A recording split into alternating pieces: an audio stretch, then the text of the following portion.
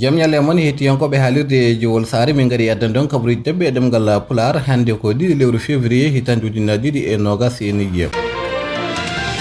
jagorɗo leydi Mauritanie kalfinagal galleji e sukaɓe Safiya Mintata e wondude coddiɗo hoorejo leydi ndi Mariam Vadelda ɓe ardima puɗɗogol golle to diwan Adrar tawi ɗeɗo golle ko jowti ha hande ko gueɗɗe ganduɗa tawi ko rewɓe tigui liggorto ɗum ko wayno hande walludeɓe to banggue sarde ngaji kono kadi e walludeɓe e gueɗe goɗɗe wawde moftude kala ko yowiti to banggue ligguimaji kono kadi e wadde transformation e gueɗe goɗɗe ko wayno penugol ko wayno cabunen e gueɗe mbaɗe hon ni enen kanko jagorɗo e konngol makko o holliti tan ɗum ɗo foof jeeya koye peeje hoorejo leydi ndi gam wawde moƴƴitinde tawi ko gonka rewɓe e nder leydi ndi enen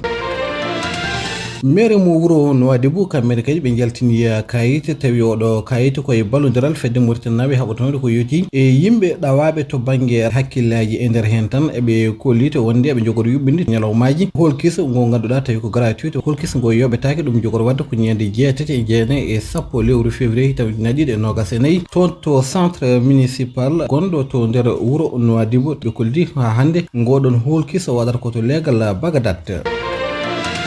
hono fedde yiɗɓe murtude Samba Diop eɓe jogori yuɓɓinde jamma pinal ɗo e nder lamorgo leydi ndi henne kettoɗen hen Hamidou Sy ko gardiɗo fedde nde hen Hammadou Kenemi Allah jarama ko 3 février hirde nde waɗata jamma aset so Allah yanti hen jomum gartam ɗam kala ko daña fewna ko mbawi fondation mbaɗɗen toon deftorto defte yiɗndumo heede ndu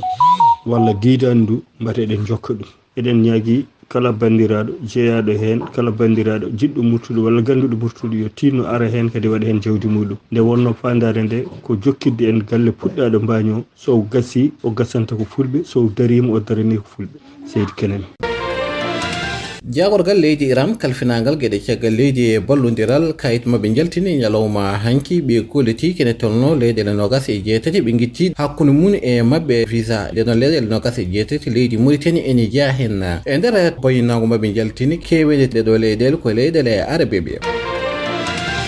hono nalanke baɗo rap jeeyatto leydi e France nodirteɗo MHD ko nanguenoɗo guila lewru septembre ɓendundu tawi kadi o tumino ko wargo o woppitama ñalawma hande o procureur régional o holliti tan wonde oɗo saaha o hokkama wellitare makko taw kadi koye less jimande ñawoɓe woni ciftinon tan oɗo nalanke baɗo rap iwdi makko to leydi Guinée gasi alaɓe kabaruji men e ɗemgal Pulaar kabaruji daɓɓi yesso haalirde ɗo musidɗo moon Hammadou Kenemi kirene jaam.